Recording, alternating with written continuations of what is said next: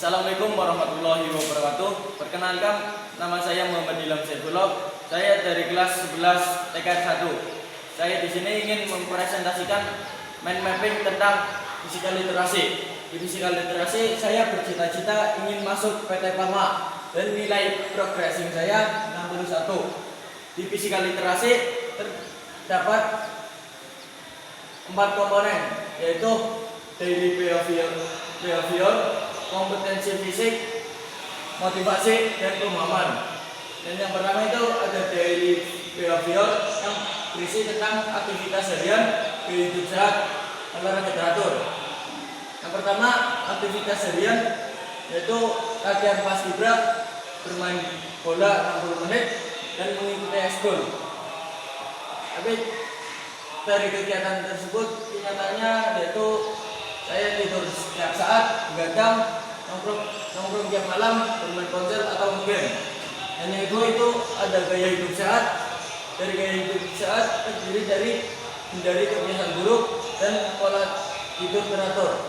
Dan ada juga pola makan, yaitu dari harapan saya ada makan sayur, buah, ikan, dan gizi seimbang. Tapi kenyataan dari itu saya masih memakan gorengan, mie instan, ciki, dan seblak. Dan yang ketiga itu ada olahraga teratur yang terdiri dari mengikuti komunitas atau klub, menetapkan tujuan yang realistis, membuat jadwal latihan, dan fokus pada diri sendiri. Dan komponen yang kedua itu ada kompetensi fisik yang terdiri dari keseimbangan, daya tahan, dan kelincahan dan kekuatan. Dari yang pertama itu keseimbangan yang terdiri dari berdiri satu kaki, skateboard, dan surf. Dan yang kedua itu ada daya tahan yang terdiri dari lari pacer 20 menit, lompat tali atau skipping 15-20 menit, jalan cepat, bersepeda jarak jauh, renang 30-60 menit. Dan yang ketiga itu kelincahan yang terdiri dari shuttle run, lari zigzag, lari halang rintang, dan sepak bola. Dan yang keempat itu kekuatan, yaitu terdiri dari squat, push up, sit up, dan pull up, plank, dan juga ada angkat beban. Dan yang komponen yang ketiga yaitu ada motivasi yang terdiri dari kesenangan, tujuan pribadi, percaya diri. Yang pertama itu tujuan pribadi saya aktif di berbagai ekskul, siswa yang berprestasi, membanggakan orang tua, dan punya badan yang sehat atau ideal. Dan yang kedua itu ada percaya diri.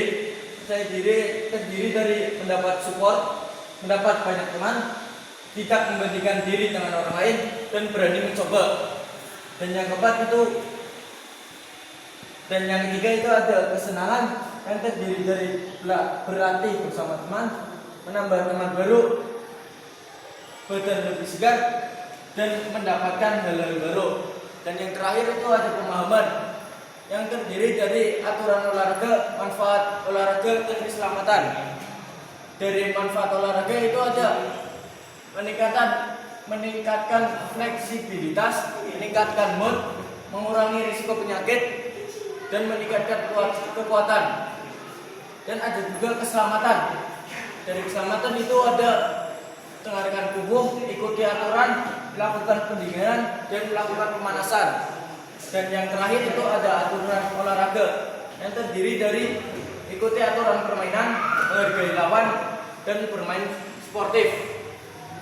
Sekian presentasi dari saya. Wassalamualaikum warahmatullahi wabarakatuh.